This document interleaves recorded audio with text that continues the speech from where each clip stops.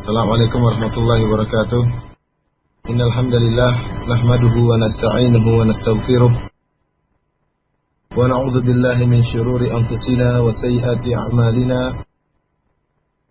May yahdihillahu fala mudilla lahu wa may yudlil fala hadiya lahu. Asyhadu an la ilaha illallah wahdahu la syarika lahu wa asyhadu anna Muhammadan 'abduhu wa rasuluhu la nabiyya ba'dahu. يا أيها الذين آمنوا اتقوا الله حق تقاته ولا تموتن إلا وأنتم مسلمون فإن أحسن الكلام كلام الله وخير الهدي هدي محمد صلى الله عليه وسلم شر الأمور محدثاتها فإن كل محدثة بدعة وكل بدعة ضلالة وكل ضلالة في النار. وأنا في الله وأنت في الدين. Azani Allah wa iyyakum. Alhamdulillah pada kesempatan sore hari ini di kota Madinah atau malam hari di tanah air, Allah Subhanahu wa taala masih memberikan kita kesempatan untuk belajar, untuk menuntut ilmu, menambah wawasan kita tentang ilmu agama, dan semoga Allah Subhanahu wa taala menjadikan hal ini semua menjadi timbangan kebaikan kita di akhirat kelak. Adapun hadis yang akan kita sampaikan pada kesempatan kali ini, yaitu kita melanjutkan pembahasan dari hadis yang kemarin. Kita telah sampai pada hadis yang berikutnya, yaitu hadis tentang orang Arab Badui yang kencing di sudut masjid. Kita bacakan hadisnya. An Abi Hurairah radhiyallahu ta'ala anhu qala jaa'a a'rabiyyun fabala فنهاهم النبي صلى الله عليه وسلم فلما قضى بوله قال أريقوا على بوله ذنوبا من ماء متفق عليه. Dari sahabat Abu Hurairah radhiyallahu taala anhu, semoga Allah meridhoinya, beliau berkata bahwasanya ada seorang Arab Badui, jaa'a a'rabi. Ada seorang Arab Badui datang masuk ke dalam masjid. Tabala fi ta'ifatil masjid. Kemudian dia pun kencing di salah satu bagian masjid. Fazajarahun nas, maka orang-orang pun menghardik, marah kepada orang Arab Badui ini. Hendak menghentikan Arab Badui ini dari sikapnya yang kencing di masjid.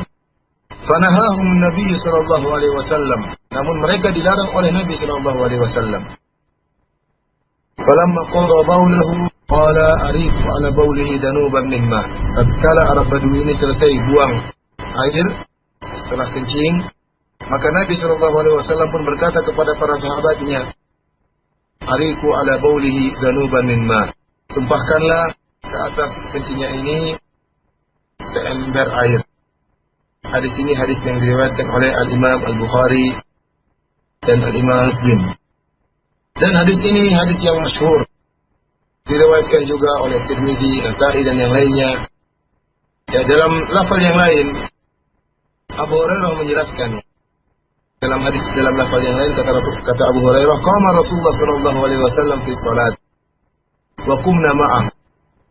Suatu saat Rasulullah sallallahu alaihi wasallam salat dan kami pun salat bersama Nabi sallallahu alaihi wasallam. Arab Badui ini juga ada. Faqala a'rabi.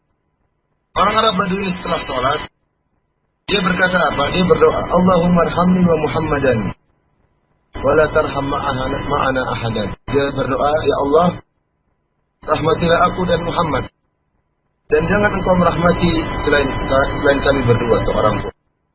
Lamma sallama Rasulullah sallallahu alaihi wasallam, qala laqad tahajjarta wasi'an.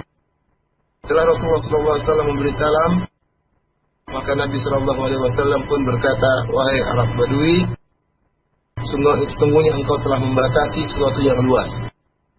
Itu rahmat Allah Subhanahu wa taala. Yaitu engkau telah membatasi rahmat Allah yang sangat luas. Kenapa engkau berdoa hanya berkata, ya Allah rahmati aku dan si Muhammad saja? Adapun yang lain tidak bisa. Dalam riwayat Tirmidzi, orang Arab Badui setelah berdoa ini, falam yalbas bala fil masjid. Setelah dia berdoa, setelah ditegur oleh Nabi sallallahu alaihi wasallam, maka dia pun kencing di masjid. Fa asra'a ilaihi an-nas. Faqala Nabi sallallahu alaihi wasallam ahriqu alaihi sajran min ma' aw dalwan min ma'. Thumma qala innama bu'ithtum muyassirin wa lam tub'athu mu'assirin. Setelah dia selesai kencing, maka orang-orang setelah tatkala dia sedang kencing, maka orang-orang pun ingin mencegah Arab Badui ini agar dia berhenti dari kencingnya. Maka Rasulullah SAW pun melarang mereka, kemudian memerintahkan mereka untuk mengambil seember air untuk ditumpahkan kepada air kencing orang Arab Badui ini. Setelah itu Nabi berkata apa? Innama bu'ithtum muyassirin wa lam tub'athu mu'assirin. Wahai para sahabat, yang kalian itu diutus oleh Allah Subhanahu wa taala untuk memudahkan. Walam tub'atsu mu'assirin, dan kalian tidak diutus oleh Allah Subhanahu wa taala untuk memberi kesulitan. Ikhwani fillah, akhwati fiddin, azani Allah wa iyyakum. Banyak faedah yang bisa diambil dari hadis ini. Sebelumnya kita jelaskan bahwasanya A'rabi dalam bahasa Arab artinya adalah Badawi, yaitu orang Arab Badui.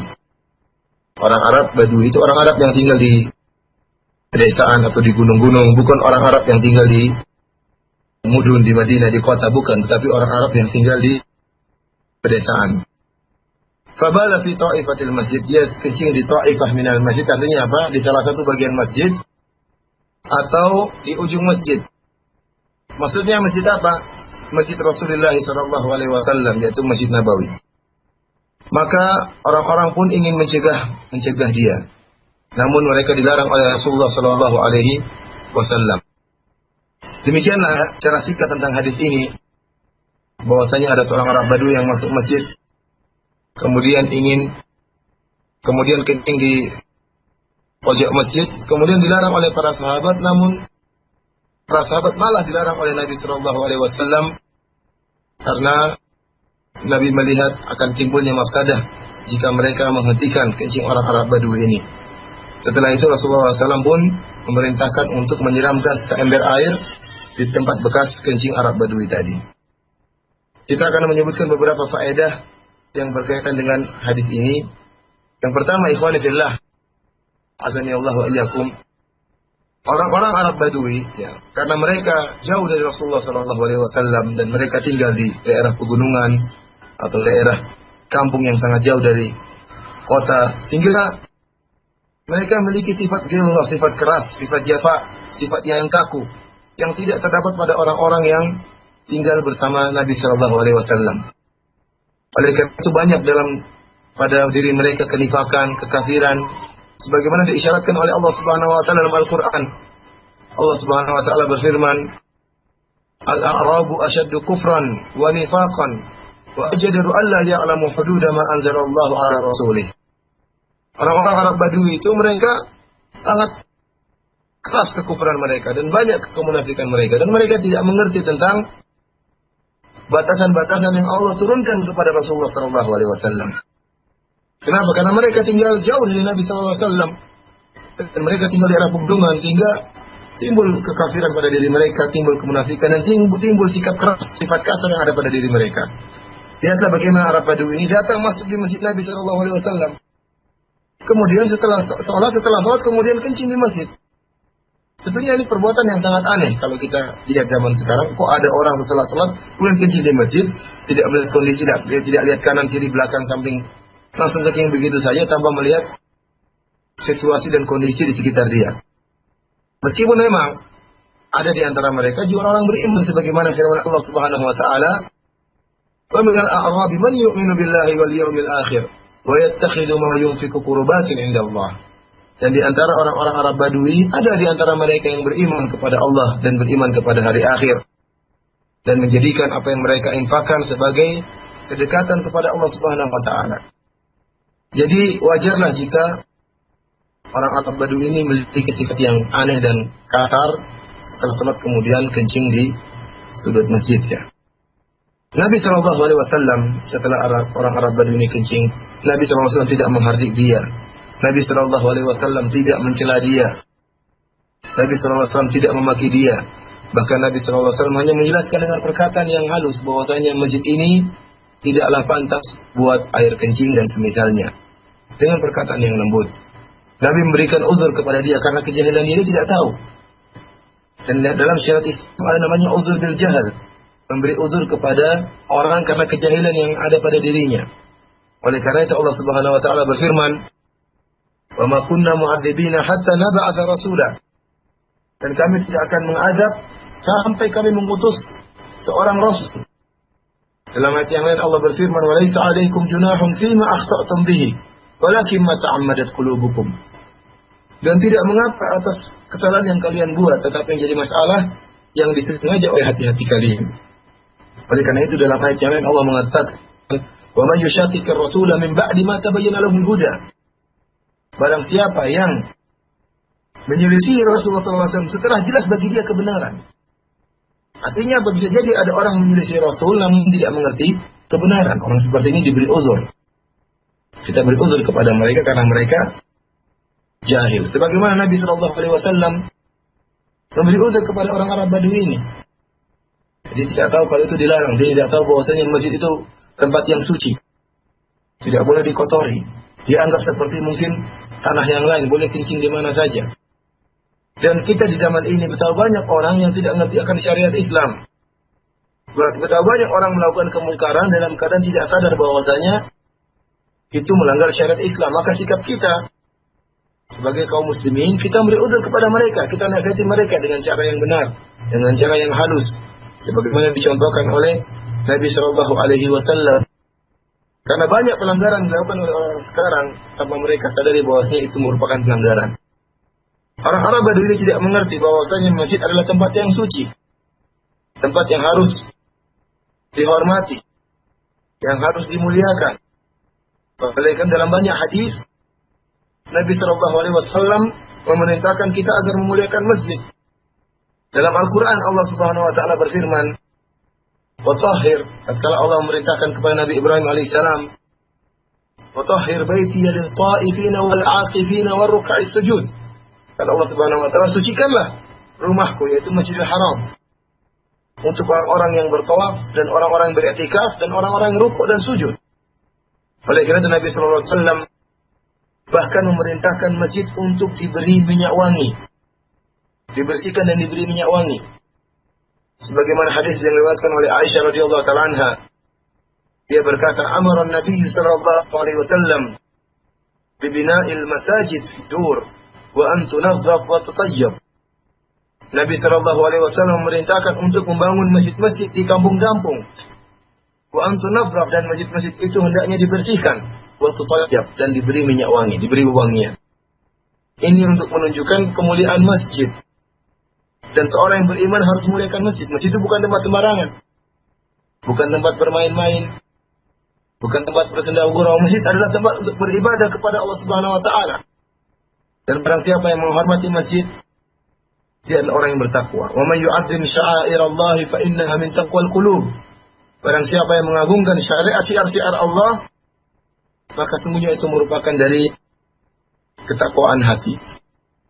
Oleh karena itu, ikhwani fillah akhwati fiddin azanillahu wa iyyakum, orang Arab Badui tidak ngerti. Karena jauh dari Nabi sallallahu alaihi wasallam, tidak ngerti bahwasanya masjid merupakan tempat khusus untuk beribadah, bukan tempat sembarangan, apalagi sampai tempat buang air. Maka dia pun kencing di situ tanpa dia sadari mungkin. Oleh karena itu Nabi sallallahu alaihi wasallam tidak murka kepada dia, bahkan memberi uzur kepada dia, bahkan menegur dengan perkataan yang halus. Bahkan menegur dengan perkataan yang sangat halus. Yang ini semua menunjukkan akan akhlak Nabi sallallahu alaihi wasallam. Wa ikhwani fillah azanillahu wa iyyakum, para sahabat yang tatkala melihat orang Arab Badui ini kencing di masjid, mereka segera untuk mengingkari, berdiri hendak mengingkari orang Arab Badui ini. Dan ini memang dianjurkan. Kita harus bersegera mengingkari sebuah kemungkaran. Kalau kita melihat suatu kemungkaran di hadapan mata kita dan kita mampu untuk mencegahnya, maka segera kita lakukan. Demikian juga ada kesempatan bagi kita untuk beramar ma'ruf, menyampaikan kebaikan, maka segera kita lakukan. Jangan kita tunggu-tunggu. Tidak sebagaimana yang menimpa banyak dari kita, ya, timbul rasa malu untuk menyampaikan kema'rufan, menyuruh kepada kebaikan, malu. Apalagi untuk mengingkari kemungkaran. Padahal mampu sebenarnya. namun rasa malu yang timbul, malu yang tidak pada tempatnya seperti ini, atau rasa sungkan, enggan, atau rasa takut untuk dicela orang. Padahal umat Islam adalah umat yang beramar ma'ruf dan bernahi mungkar. Bahkan nahi mungkar merupakan sifat lazim bagi orang-orang yang beriman kepada Allah Subhanahu wa taala. Oleh karena itu Allah Subhanahu wa taala berfirman, wal mu'minuna wal mu'minat ba'dhuhum awliya'u ba'd ya'muruna bil ma'ruf wa yanhauna 'anil munkar. Orang laki-laki beriman, para lelaki yang beriman dan wanita-wanita mukminah, mereka adalah wali satu dengan yang lainnya. Apa sikap mereka? Ya'muruna bil ma'ruf wa yanhauna 'anil munkar. Mereka menyeru kepada kema'rufan, kepada kebaikan, dan mereka mencegah dari kemungkaran. Oleh karena itu Allah Subhanahu wa taala berfirman, kuntum khaira ummatin ukhrijat lin-nas ta'muruna bil ma'ruf wa tanhauna 'anil munkar. Kami adalah umat yang terbaik yang dikeluarkan untuk manusia, kalian menyeru kepada kebaikan dan mencegah pada kemungkaran. Oleh karena para sahabat bersegera untuk menghindari kemungkaran. Namun karena mereka tidak tahu bahwasanya apa yang mereka lakukan tadi akan menimbulkan kemaslahatan yang lebih besar, maka dicegah oleh Nabi sallallahu alaihi wasallam. Nabi mencegah bukan karena mencegah pengingkaran kemungkaran, bukan, karena dikhawatirkan akan timbul mafsadah yang lebih daripada itu. Sebagaimana dijelaskan oleh para ulama, jika Arab Badui ini dicegah dari tatkala dia sedang kencing kemudian dihentikan tiba-tiba, maka bisa jadi akan merusak jasadnya. Ya. Artinya dia tahan kencingnya tiba-tiba akan bisa menimbulkan penyakit bagi kemaluannya dan juga tubuhnya.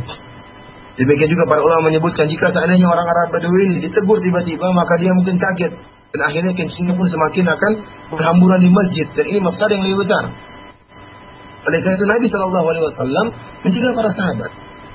Kita, ikhwani fillah akhwati fiddin azanillahu wa iyyakum, harus punya ghirah, semangat untuk bernahi mungkar sebagaimana punya semangat untuk beramar ma'ruf, berdakwah.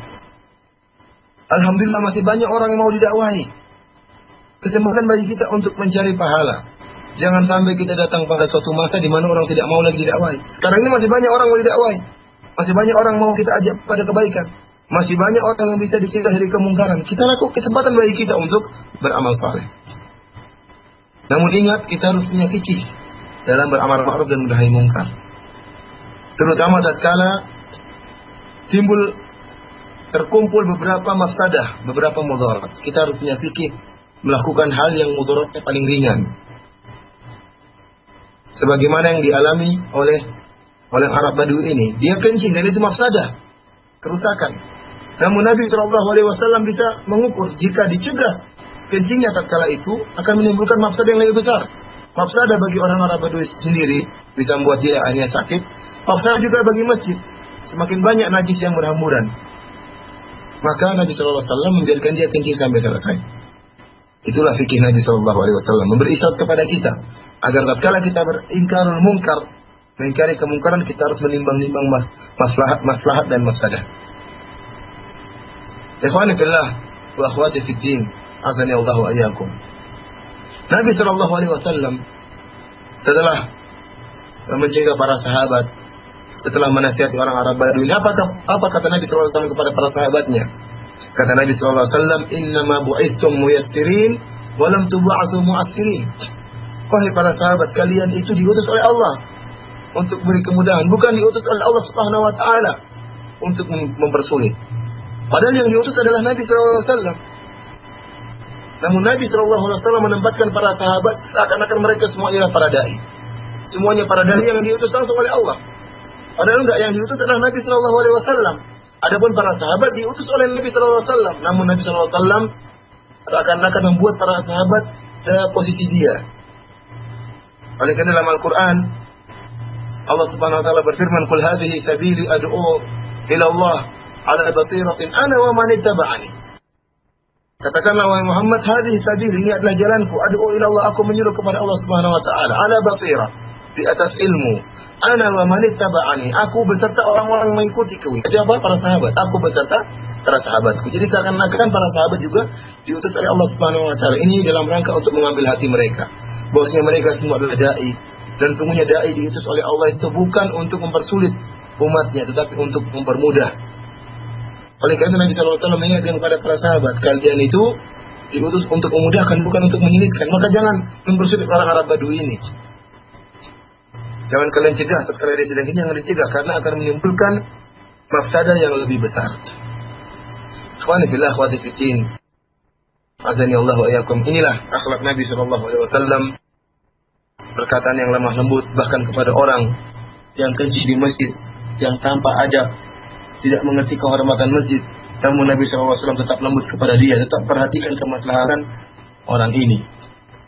Kita kembali ikhwani fillah, azani Allah wa iyyakum wa akhtafiddin, azani Allah wa iyyakum, kembali kepada yang berkaitan dengan pembahasan kita masalah fikih. Di sini para ulama menyebutkan bahwasanya kencing adalah najis. Oleh karena itu Nabi sallallahu alaihi wasallam memerintahkan para sahabat untuk mengambil seember air dan ditumpahkan kepada bekas kencing Arab Badui ini. Dan ingat, Nabi sallallahu alaihi wasallam memerintahkan para sahabat untuk menumpahkan air bekas kencing ini. Kenapa? Karena masjid Nabi dahulu hanyalah pasir, hanyalah tanah. Sehingga tatkala orang Arab Badui kencing di tanah dan diikutkan dengan seember air, maka akan hilang bekas air kencingnya. Berbeda dengan masjid-masjid sekarang yang mungkin lantainya dari semen ya atau dari karpet, yang tentunya tidak bisa kalau hanya sekedar ditumpahkan air, harus dipel, harus dibersihkan dengan baik. Adapun disiram air aja tidak cukup karena akan menggenang air tersebut. Karena adapun masjid Nabi sallallahu alaihi wasallam dahulu adalah tanah atau pasir. Sehingga wajar jika Nabi sallallahu alaihi wasallam memerintahkan para sahabat untuk sholat dengan menggunakan sendal-sendal mereka, untuk sholat dengan menggunakan sepatu-sepatu mereka. Bahkan disebutkan dalam hadis Nabi SAW mengatakan, jika salah seorang dari kalian ingin masuk ke masjid, lihatlah dulu sendalnya atau sepatunya, apakah ada kotoran, ada najis atau tidak. Kalau ada najis maka digosok terlebih dahulu, baru kemudian masuk dalam sholatnya, masuk dalam masjid kemudian sholat. Tentunya tidak sama dengan zaman sekarang, yang masjid terbuat dari karpet atau lantai masjid terbuat dari semen, dari ubin ya, dari tegel. Maka sebagian ikhwah ingin menerapkan sunnah Rasulullah SAW. Maka mereka pun memakai sendal masuk dalam masjid. Kita katakan tidak mengapa jika seandainya sendal tersebut bersih. Adapun jika sendal tersebut baru dipakai di kamar mandi atau kemudian jalan di pasir menginjak sesuatu yang bau, kemudian dia masuk dalam masjid yang terbuat dari karpet yang sangat indah atau lantai yang sangat bersih, kemudian dia masuk dengan sendalnya, akan mengotori masjid, bahkan akan memberikan bau yang sangat busuk di masjid tersebut. Sehingga kalau ada orang yang sholat akan tersisa bau busuk tersebut. Jadi tidak benar. Jangan disamakan dengan zaman Nabi SAW. Masjid Nabi SAW adalah tanah atau pasir. Kalaupun ada kotoran akan hilang dengan pasir tersebut. Karena pasir itu mensucikan juga, bahkan debu itu merupakan ganti dari air jika tidak ada air. Berbeda dengan ubin, dengan lantai, dengan karpet. Justru kalau sendal kita tidak bersih, baru dari kamar mandi atau baru dari jalan dari luar kemudian masuk di masjid, apalagi ada sedikit pecek kemudian kita masuk dalam masjid, maka akan mengotori masjid dan akan meninggalkan bau yang tidak enak dan akan mengganggu kekhusyuan orang-orang yang sedang sholat. Oleh karena itu jangan disamakan. Bolehlah kita semangat melaksanakan sunnah Nabi, tapi lihat kondisi. Kalau ingin memakai sendal, pakai sendal yang bersih untuk masuk masjid yang terbuat dari lantai, sehingga tidak mengotori masjid. Karena masjid bukan tempat untuk kita kotori. Bahkan Nabi SAW diperintahkan untuk dibersihkan. Bahkan Nabi SAW memerintahkan untuk diberi wangian. Diberi wangian. Ini jarang diterapkan di tanah air kita. Adapun di Madinah atau di kota-kota di negara Arab Saudi, alhamdulillah banyak orang masih sering membakar bakhur, membakar minyak wangi, ya, menyebarkan minyak wangi, harum-haruman di masjid, terutama pada hari Jumat. Kita di Indonesia kurang menerapkan sunnah ini. Padahal itu perintah dari Nabi SAW. Kemudian ikhwan fillah azanillahu iyyakum. Hadis ini dijadikan dalil oleh sebagian ulama bahwasanya air jika terkena najis, meskipun air tersebut kurang dari 2 kullah, kurang dari 200 liter kira-kira, selama air tersebut tidak berubah rasa, bau dan warnanya, maka air tersebut tidak najis. Kenapa? Karena lihat di sini, air kencing Badui. Orang Badui kencing. Kemudian Nabi SAW memerintahkan untuk menyiramkan seember air. Seember air ya paling berapa liter aja, mungkin 5 liter. Untuk disiramkan dengan air kencing. Air kencing orang Arab Badui mungkin aja setengah liter. Kemudian disiramkan dengan air 5 liter. Kalau memang pertemuan air yang kurang dari 200 liter kena najis, otomatis air tersebut menjadi najis, maka tidak ada faedahnya menyiramkan air tersebut. Saya ulangi, sebagian ulama berpendapat bahwasanya jika air kurang dari 200 liter, misalnya 10 liter, terkena najis sedikit saja, misalnya cuma 1/4 liter, maka otomatis air tadi najis. Meskipun tidak berubah rasa dan baunya. Kita katakan bahwasanya kalau memang demikian, apa faedahnya Nabi SAW menumpahkan air kepada kencing Arab Badui ini? Karena air yang ditumpahkan mungkin cuma liter, sementara kencing Arab Badui itu mungkin 1/4 liter. Maka kalau terkena otomatis akan najis. Ini menunjukkan bahwasanya meskipun air kurang dari 200 liter, kalau terkena najis dan tidak berubah rasa, warna dan baunya, maka air tersebut tetap tidak najis. Demikianlah ikhwan fillah azani Allah wa iyyakum, akhwat fiddin azani Allah wa iyyakum, apa yang bisa ana sampaikan pada kesempatan kali ini, kurang lebihnya ana mohon maaf. Pertanyaan perdana, Ustaz. Assalamualaikum warahmatullahi wabarakatuh, Ustaz.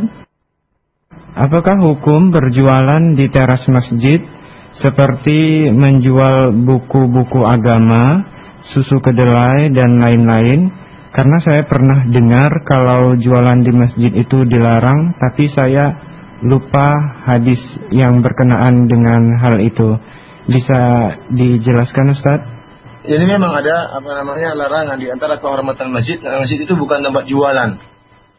Dan apa definisi masjid? Para ulama menyebutkan bahwasanya masjid itu adalah bangunan dan termasuk areal masjid. Selama masih ada pagar, masjid itu dipagari, maka seluruh dalam areal masjid tadi itu termasuk masjid. Maka tidak boleh orang jualan di masjid, termasuk areal masjid, karena masih dihukumi dengan sebuah masjid. Ya. Memang para ulama khilaf definisi masjid itu apa? Apakah cuma bangunannya? Apakah termasuk pelataran masjid juga? Namun yang dirojikan oleh para ulama bahwasanya yang dikatakan masjid adalah bangunan masjid beserta pelatarannya. Oleh karena itu para ulama khilaf tentang hukum orang-orang yang sholat di Masjid Nabawi jika mereka ternyata sholat bukan dalam Masjid Nabawi tapi di pelataran masjid atau di bagian halaman masjid. Apakah mereka juga mendapatkan 1000 pahala karena mereka tidak sholat dalam bangunan masjid? Sebagian ulama mengatakan bahwasanya iya, mereka tidak dapat 1000 karena kalau mendapatkan 1000 pahala harus sholat dalam masjid. Sebagian ulama lagi mengatakan tidak, karena masjid itu adalah seluruh bangunan masjid beserta semua yang terdapat dalam pagar batas masjid. Itu semua dikatakan masjid. Oleh karena itu orang yang sholat di pelataran masjid atau di halaman masjid selama masih dalam pagar masjid juga mendapatkan 1000 pahala jika mereka sholat di Masjid Nabawi. Dari sini kita tahu bahwasanya kalau kita merajikan pendapat kedua, ya, bahwasanya halaman masjid juga merupakan masjid, maka tidak boleh seorang pun berjualan di situ. Apalagi di teras masjid. Teras masjid termasuk masjid jelas. Teras masjid tidak ada khilaf termasuk masjid. Kalau pelataran saja itu masih masuk masjid, apalagi teras masjid, maka tidak boleh seorang berjualan di situ, ya. Kita taat kepada Allah dan taat kepada Rasulullah SAW, dan alhamdulillah pintu-pintu rezeki banyak, ya. Jangan kita berjualan di masjid. Allah Ta'ala alam. Pertanyaan berikutnya, Ustaz. Assalamualaikum warahmatullahi wabarakatuh, Ustaz. Waalaikumsalam. Di masjid rumah saya ada di sampingnya kuburan para wali, dan antara masjid dengan kuburan dipisahkan dengan tembok bata setinggi orang dewasa. Yang jadi pertanyaannya, Ustaz, apakah hukum sholat di masjid tersebut? Terima kasih, Ustaz. Insya Allah tidak mengapa selama dibatasi dengan tembok, ya, tembok yang sudah ada batasan, artinya di luar dari dalam masjid, maka insya Allah tidak jadi masalah. Allah Ta'ala alam. Pertanyaan terakhir, Ustaz. Bila mana seseorang tidak diperbolehkan berbicara pada saat khutbah berlangsung, Ustaz? Tafadhal. Ya, itu maksudnya pada khutbah Jumat saja, ya. Ketika imam sudah berkhutbah dalam khutbah Jumat, maka seorang pun tidak boleh berbicara. Seorang pun tidak boleh berbicara. Tidak boleh berbicara selama imam masih berkhutbah. Seandainya dia misalnya bersin, dia mengucapkan alhamdulillah, maka tidak mengapa.